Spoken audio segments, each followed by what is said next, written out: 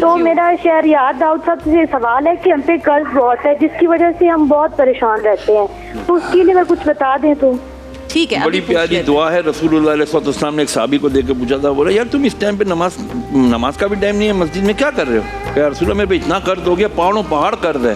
فرمایا کیا تم یہ دعا نہیں پڑھتے ہو؟ اللہم اکفنی بحلالک عن حرامک واغننی بفضلک عمن سواک. اے اللہ تو مجھے اپنی طرف سے عطا فرما دے، مجھے اتنی کفایت کر دے کہ میں حلال کماتا رہوں اور میں اپنے قرض سے سبکدوش ہو جاؤں.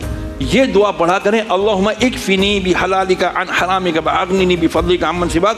ہر نماز کے بعد کم از کم 11 بار یا کم از کم رات کو 1 مرتبہ بیٹھ کے 100 مرتبہ پڑھ لیا کرے.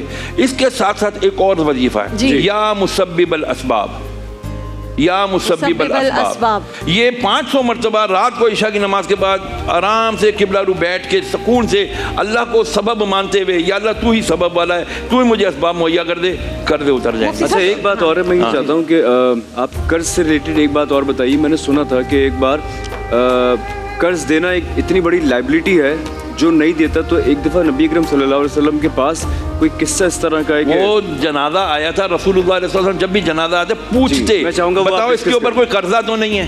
جی. تو ایک صحابی رضی اللہ تعالیٰ عنہ کے اوپر پتہ چلا 2 درہم قرضہ تھے. 2 درہم قرضہ تھا. تو حضور نے فرمایا جاؤ تم لوگ اس کا جنازہ پڑھو، میں نہیں پڑھتا.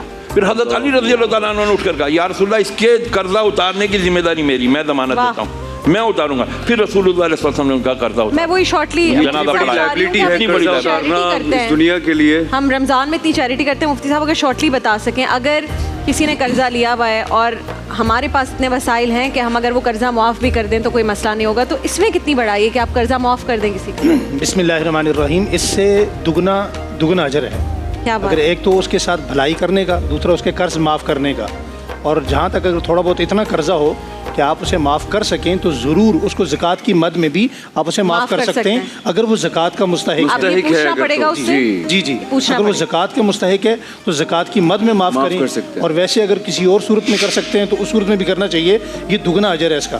ایک چھوٹی سی بات عرض کر دوں، جنہوں نے قرضہ دیا ہوا ہے، سپوز آپ نے قرضہ دیا 50,000 کسی کو اور دن طے ہو گیا جی ہم نے 12 مارچ کو میں نے واپس کرنا ہے، وہ 12 مارچ کو واپس نہیں کر رہا، آپ نے اس کو دیا ریلیف، ٹھیک ہے، 13 15 20 مارچ گیا، اپریل گیا، جب تک اس نے پیسے نہیں دیے آپ کو روزانہ 50,000 روپے صدقہ کرنے کا ثواب ملتا رہا.